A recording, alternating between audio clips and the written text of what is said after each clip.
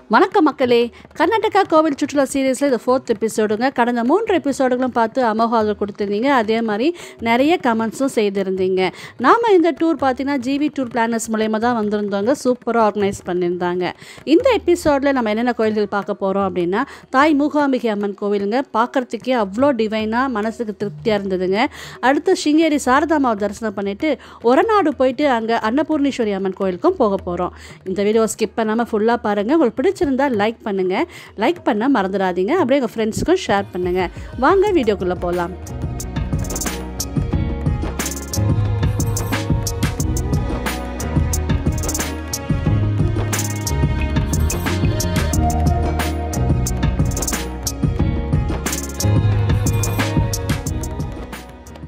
Good morning மக்களே. இன்றைக்கி டே 2ங்க. காலையில் குளிச்சு ரெடி ஆயாச்சுங்க. குரூப்பில் மெசேஜ் போட்டிருந்தாங்க 8 மணிக்கெலாம் டிஃபன் ரெடி ஆகிடும், வந்து சாப்பிட்டுட்டு 9 மணிக்கு நம்ம கிளம்பிடலாம், சரியாக இருக்கும் அப்படின்னு. அடுத்த டெஸ்டினேஷன் பார்த்தீங்கன்னா மூகாம்பிகை கோயில். இப்போ இன்றைக்கி போகிறதெல்லாம் காட் செக்ஷன் அப்படின்னு அவங்களுக்கு முன்னாடி இன்ஸ்ட்ரக்ஷன்ஸ் கொடுத்துட்டாங்க. கொஞ்சம் ப்ரிப்பேர் ஆகிக்கங்க அப்படின்ட்டு. முருடேஸ்வர் கோயில்கிட்டே ரூம் போட்டிருக்காங்கங்க. 4th ஃப்ளோரில் அவங்களே குக்கும் பண்ணியிருக்கு. என்ன பிரேக்ஃபாஸ்ட்னு பார்க்கலாங்களா? என்னை விட்டுட்டு காலைல என் பையன் போய் பீச்சிலலாம் விளையாடிட்டு அவங்க வடை சாப்பிட்டு வந்துட்டாங்க. நம்ம வேறு காஃபி டீ குடிக்கிறது இல்லையா, அதனால் பசிக்குது. வாங்க என்ன பிரேக்ஃபாஸ்ட்னு பார்க்கலாம்.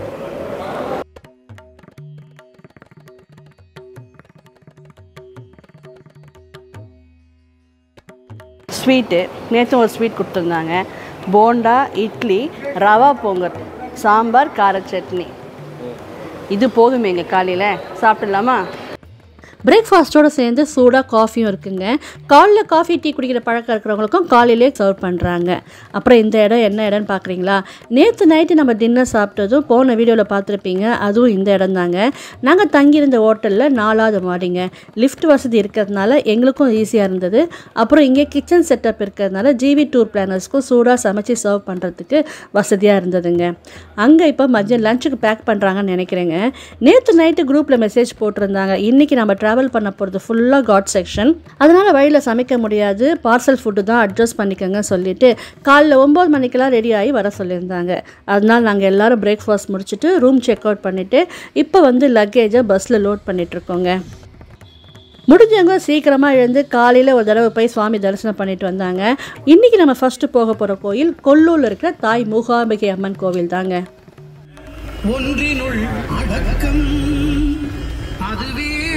பக்தி மயமாக பிள்ளையார் பாட்டுடன் இன்றைய பயணம் தொடங்கியது. நாம் இன்றைக்கி ஃபஸ்ட்டு போக போகிற கோயில் மூகாம்பிகை அம்மன் கோயில்னு சொல்லியிருந்தோம் இல்லைங்களா? வழக்கம் போல் அந்த கோயிலை பற்றி ஒரு சின்னதாக அறிமுகம் சீரியலில் ப்ளே பண்ணியிருந்தாங்க. குட்டி தூக்கம் போட்டிருந்தாலுமே இந்த வாய்ஸை கேட்டதும் எழுந்து உட்காந்துருவாங்க, கோயில் வந்துடுச்சு அப்படின்ட்டு. மூகாம்பிகை அம்மனின் திருக்கோவில் கர்நாடக மாநிலம் உடுப்பி மாவட்டம் கொல்லூரில் உள்ளது. இதை பார்த்தீங்கன்னா சௌபர்ணிகா ஆறுங்க. இது ஆறா அப்படின்னு கேட்காதீங்க. ஆறு அந்த பக்கம் சலசலன்னு ஓடிட்டு இருக்கோம் போல இருக்குதுங்க.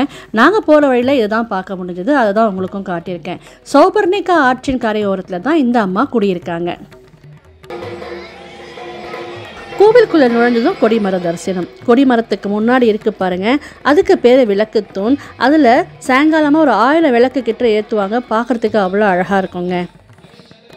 கோயிலோட இடது பக்கம் வந்தீங்கன்னா அங்கே ஒரு பாப்பா பரதம் ஆடிட்டு இருக்காங்க பாருங்கள். அதுக்கு பேர் தான் சரஸ்வதி மண்டபம்.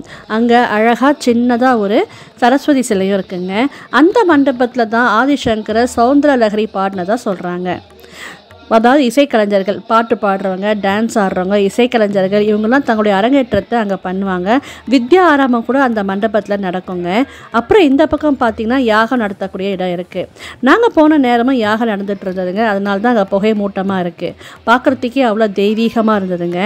காலையில் தரிசனம் அப்படின்றதுனால கொஞ்சம் கூட்டமாக தான் இருந்தது. அதனால நாங்கள் ஸ்பெஷல் டிக்கெட் வாங்கிட்டு தான் க்யூவில் நின்று தரிசனம் பார்த்தோம். அதோ அங்கே ஒரு அலங்காரமான நுழைவாயில் தெரியுது பாருங்கள், அதுதான் சன்னதிக்கு போகக்கூடிய நுழைவாயிலுங்க. இது கொல்லூரில் இருக்க தாய் மூகாம்பிகை அம்மன் கோயிலுங்க. இந்த கோயிலை பற்றின கதை நீங்கள் நல்லா சுற்றி பார்த்துட்டு வாங்க, நான் அப்படியே சொல்கிறேன் கேளுங்க. ஹெவி கூட்டமாக இருக்குது. நம்ம வந்திருக்க நாள் விசேஷமான நாள் போல இருக்குது. யாகம் வளர்த்துட்டு இருக்காங்க. அம்மா தேரில் பவனி வரத்துக்கு தேர் ரெடியாக இருக்குது. ஃபுல்லாக கோயில் எடுத்துருக்கோம். அதெல்லாம் பார்த்துட்டே வாங்க, நான் அப்படியே கதை சொல்கிறேன். கோயில் எதுக்கு ஃபேமஸ் அப்படின்னு உங்களுக்கு புரிகிற மாதிரி சொல்லணும்னா, நம்ம இளையராஜா இருக்கார் இல்லைங்களா, மியூசிக் டைரக்டர், அவருக்கு பிடிச்சமான அம்மா இந்த அம்மா மூகாம்பிகை. அவர் எந்த கச்சேரி அப்போ ஆரம்பித்தாலுமே முதல் பாட்டு ஜனனி ஜனனின்னு ஒரு பாட்டு பாடுவார் இல்லைங்களா, இந்த அம்மனை குறித்த பாடல் தான் அந்த பாடல். जननी जननी जगमी अगमी जगतारिणी. ஆனால் என்னுடைய வாழ்க்கை அனுபவத்தில் நான் வந்து மூகாம்பிகையில் காலடி எடுத்து வச்ச உடனே எனக்கு ஏற்பட்ட உள்ளே ஒரு தாக்குதல் வந்து ஆன்மீக பக்கம் திருப்பி விட்டது. அதிலிருந்து மூகாம்பிகை பக்தனாகி இப்போ ஒரு குழந்தைங்களுக்கு படிப்பு, அப்புறம் இசை கலைஞர்கள்லாம் இங்கே வந்து சாமி கும்பிட்டாங்களா நல்லா வந்து ஃபேமஸ் ஆகுவாங்கன்னு ஒரு நம்பிக்கை இருக்குங்க. அதனால் நிறைய இசை கலைஞர்கள் இங்கே வந்திருக்காங்க. உள்ள கோயிலுக்குள்ளே எந்த குங்குமம் கொடுக்க மாட்டேங்கிறாங்க. ஏன்னா நம்ம அங்கங்கே வச்சுருவோமோ அப்படின்ற பயமா என்னன்னு தெரியல. வெளி பிரகாரத்தில் லிங்கத்தாண்ட இந்த விபூதியும் அப்புறம் இந்த குங்குமம் ஈரமாக இருக்க குங்குமம் கொடுத்தாங்க. நீங்களும் அப்படியே எடுத்துக்கோங்க. அப்புறம் இங்கே சுற்றி வேறு என்னென்ன சன்னதி இருக்குதுன்னு பார்க்கலாங்களா. பிள்ளையார் சன்னதி, ஈஸ்வரர், முருகர் சன்னதி, கூடவே அனுமன், அப்புறம் தாய் மூகாம்பிகை அம்மனுடைய படைத்தளபதி வீரபத்ர சன்னதியும் இருக்குங்க. அம்மாவை நல்லா தரிசனம் பண்ணேன்னு சொன்னேன். எப்படி இருந்தாங்கன்னு சொல்லவே இல்லைங்க. பத்மாசனத்தில் உட்கார்ந்த கோலத்தில் காட்சி கொடுக்குறாங்க. மொத்தம் 4 கைகள்ங்க. 2 கைகள் சங்கு சக்கரத்தில் பிடிச்ச மாதிரி இருக்கும். மற்ற 2 கைகள் அபயஸ்தத்தோட காட்சி கொடுக்குறாங்க. உள்ள அம்மா மட்டும் இல்லைங்க, குட்டியாக சுயம்பு லிங்கமும் தெரியும். அதுவும் நம்ம உன்னிப்பாக பார்க்கணும். நமக்கு லக்கு இருந்தால் கவசம் எதுவும் இல்லைன்னா அந்த சுயம்பு லிங்கத்தில் ஒரு கோடு மாதிரி தெரியுங்க. அது தங்கத்தால் இயற்கையாகவே உருவானது. நம்ம அதையும் உன்னிப்பாக பார்த்து தரிசனம் பண்ணிட்டு வரணுங்க. இந்த பாட்டு அந்த தாய் மூகாம்பிகை அம்மன் பற்றிய பாடல் தாங்க. கேட்கவே அவ்வளோ டிவைனாக இருக்கும்.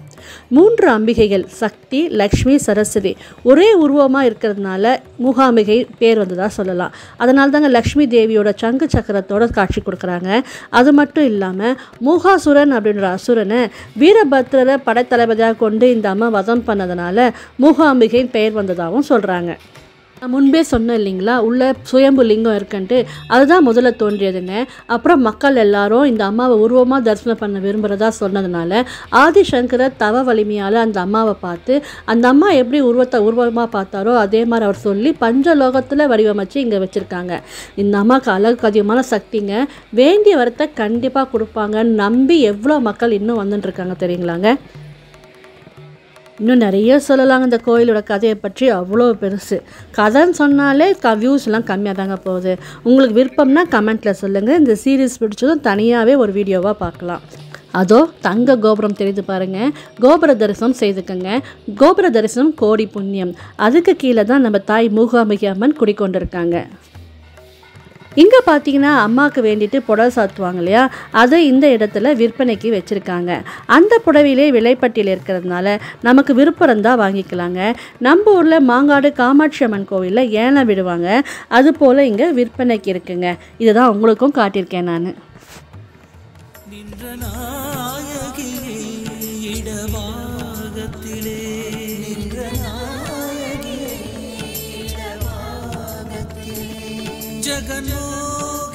இந்த கொல்லூர் மூகாம்பிகை பார்த்தீங்கன்னா கேரளா பார்டரில் கேரளா பக்கத்துலேயே இருக்கிறதுனால கோயிலுக்கும் கேரளா பாணியில் தான் இருக்குது. இங்கே நிறைய மலையாளிஸும் வந்திருக்காங்கங்க. மலையாளி பேசுகிறவங்க இருக்காங்க, கன்னடா பேசுகிறவங்க இருக்காங்க, நம்ம தமிழ் பேசுகிறவங்க வந்திருக்கோம்.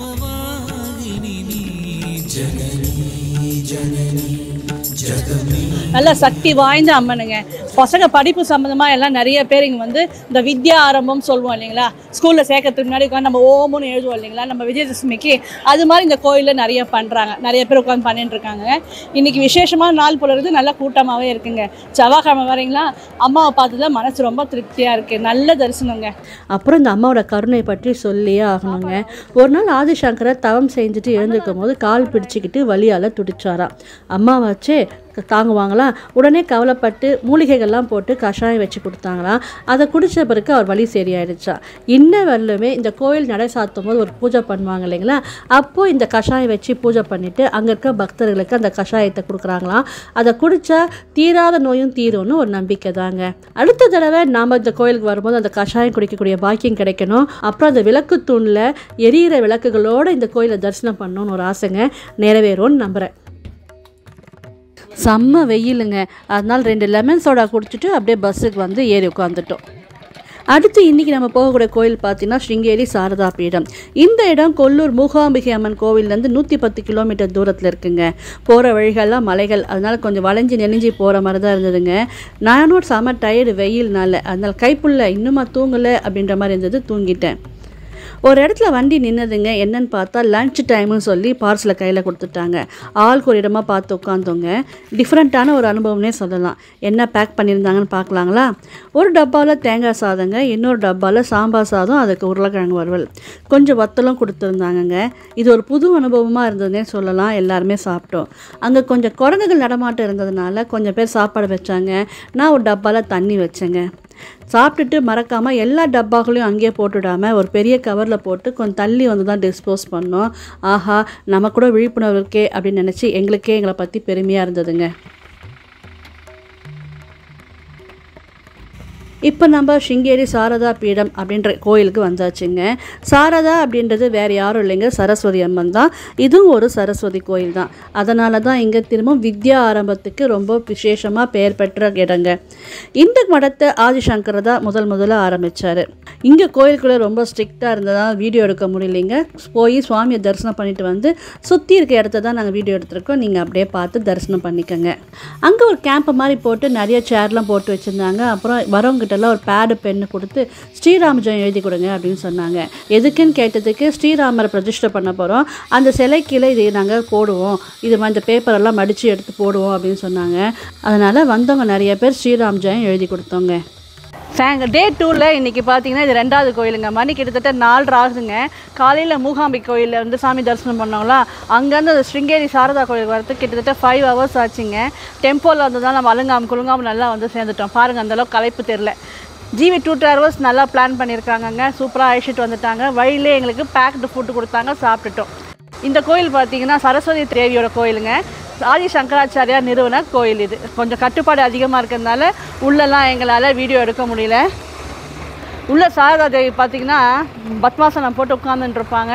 பெரிய மூக்குத்தி போட்டு தங்க சிலைங்க, பார்க்கறதுக்கு தகன்னு பார்க்குறதுக்கு அவ்வளோ அழகாக இருந்தது. எங்கன்னா உங்களுக்கு ஃபோட்டோ இருந்தால் எடுத்து காட்டுறோம். அவசியம் வந்து ஒரு தாட்டி பார்க்க வேண்டிய கோயிலுங்க. இங்கே வந்து இந்த மாதிரி ஸ்கல்ப்சர்ஸ்லாம் சூப்பராக இருக்கும். இங்கே கொஞ்சம் இப்போது ரெனிவேஷன் நடக்கிறதுனால ஒர்க் போயின்ட்டுருக்கு. அடுத்த கோயில் பார்த்திங்கன்னா நம்ம ஒரநாடு அன்னபூர்ணி கோயிலுக்கு போக போகிறோம். அது எவ்வளோ நேரம் ஆகும், கிட்டத்தட்ட 1 hour ஆகும்னு சொல்கிறாங்க. அங்கே போய்ட்டு அடுத்த வீடியோ பார்க்கலாம். இது துங்கா நதிங்க. பார்க்குறதுக்கு எவ்வளோ அமைதியாக சுத்தமாக இருக்குது பாருங்களேன். பார்க்கும் போதே அவ்வளோ மனசுக்கு திருப்தியாக இருந்ததுங்க. கொஞ்ச நேரம் நின்று ரசித்து பார்த்துட்டு வந்தோம். அப்போ தான் அங்கே பார்த்தா அந்த நதியில் அவ்வளோ பெரிய பெரிய மீனுங்க.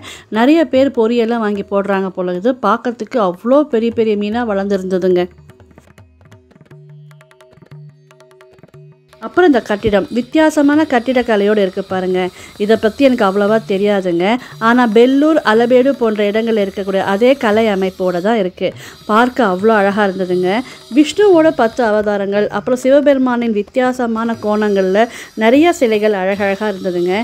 பார்க்க அழகாக இருந்ததுனால எல்லாரும் அங்கங்கே நின்று குரூப்பாக ஃபோட்டோஸ் எடுத்துக்கிட்டோம். இந்த கோயிலுக்குள்ளே ஈஸ்வரர் வித்யாசங்கர் அப்படின்னு பெயரோடு இருக்காருங்க. அவரையும் ஏறி போய் தரிசனம் பண்ணிட்டு வந்துட்டோம். அப்புறம் நம்ம ஜிவி டூர் பிளானர்ஸும் ஒரு யூடியூப் சேனல் வச்சுருக்காங்கங்க. அந்த யூடியூப் சேனலுக்காக எங்கள் எல்லாரையும் ஒன்றா நிற்க வச்சு ஒரு ஃபோட்டோஸ் எடுத்துக்கிட்டாரு. நாங்கள்லாம் ஒன்றா நின்று ஒரு ஃபோட்டோஸ் எடுத்துக்கிட்டோம். இது முடிஞ்சதும் இப்போ நம்ம இங்கேருந்து கிளம்பியாச்சுங்க. நேராக நம்ம ஒரநாடு தான் போக போகிறோம். இதுலேருந்து கிளம்பும்போது பார்த்தீங்கன்னா சாயங்காலம் ஒரு 5 மணி இருக்குங்க. காஃபி டீ குடிக்கிறவங்கலாம் காஃபி டீ எல்லாம் குடிச்சிட்டு இருந்தாங்க. நமக்கு வெயில் ஜாஸ்தியாக இருந்ததுனால இளநீர் குடிக்கலாம் அப்படின்ட்டு இளநீர் வந்து குடிச்சிட்டு இருந்தோங்க. அப்போ பார்த்தா தூரத்தில் ஒரு ஹேங்கிங் பிரிட்ஜ் மாதிரி இருந்தது. என் பையன், நீ இளநீர் குடிச்சிட்டே இருமா, நான் போய் வீடியோ எடுத்துகிட்டு வரேன் அப்படின்ட்டு ஓடி போய் வீடியோ எடுத்தாங்க. துங்கா நதியில் இந்த மாதிரி ஹேங்கிங் பிரிட்ஜ் மாதிரி கட்டியிருந்தாங்க. அதையுமே நிறைய பேர் வந்து ஏறி நின்று பார்த்துட்டு இருந்தாங்க.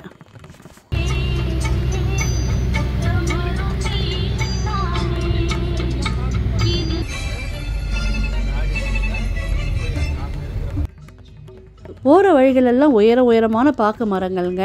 அது பாக்கு மரம்ன்றது டிரைவர் சொல்லி தான் எங்களுக்கு தெரியுமே. ஆச்சரியமாக பார்த்துட்டு வந்துட்டு வந்தோங்க. இங்கே நிறைய பாக்கு மரம் இருக்கிறதுனால தான் பாக்கு மரத்தோட குருத்துக்களில் கோயில்களில் சுவாமிகிட்ட வச்சு கும்பிட்றாங்க போல இருக்குங்க.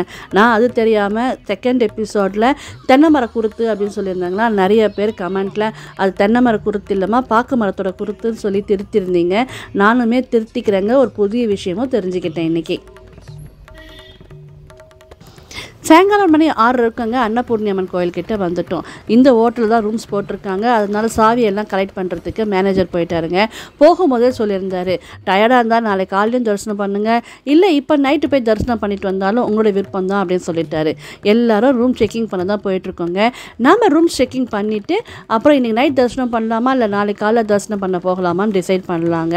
அதோடு மட்டும் இல்லாமல் இந்த ரூமோட டூரு, அன்னபூர்ணி அம்மன் கோயிலோட தரிசனம் இதெல்லாம் அடுத்த வீடியோவில் பார்க்கலாம்.